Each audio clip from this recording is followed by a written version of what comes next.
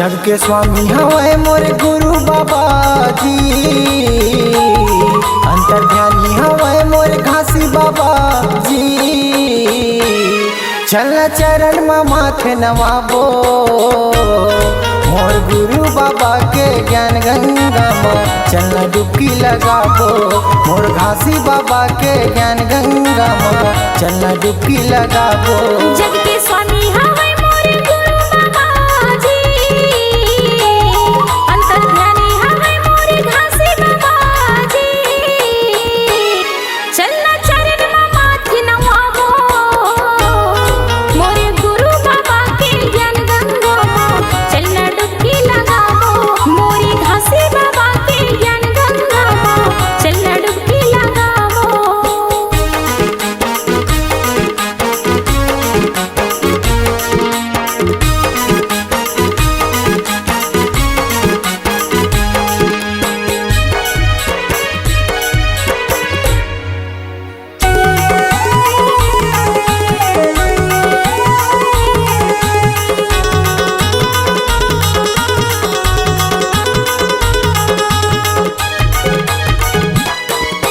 सत्य ही ईश्वर सत्य नाम के कर ले तुम ध्यान।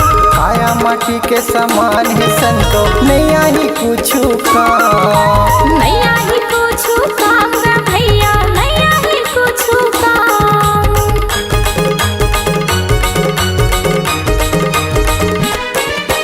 सत्य ही ईश्वर सत्य नाम के कर ले तुम ध्यान। काया माटी के समान है संतो नैया ही कुछ काम। नैया ही कुछु काम रे भैया, नैया ही कुछु काम। धोनी के दाई तय सुन मोरे बातला, ये बाबू के दादा ते सुन मोरी बातला। चलना गुरु शरण में जाबो मोर घासी बाबा के ज्ञान गंगा में चलना डुबकी लगाबो। मोरी घासी बाबा के ज्ञान गंगा में चलना डुबकी लगाबो।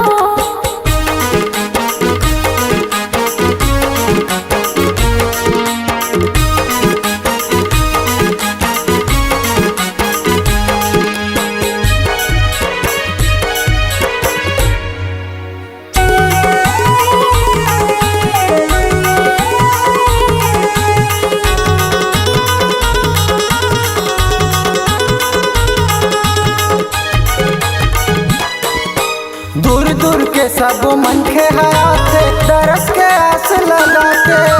जोग नदी में डुबकी लगा के मन के पाप मिटा के। मन के पाप मिटाथे गा भैया, मन के पाप मिटाथे।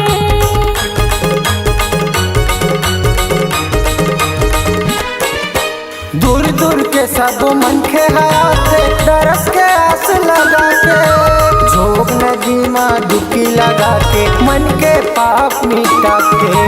मन के पाप मिटाथे गा भैया, मन के पाप मिटाथे। गुरु बाबा मोर भारी ज्ञानी है जी,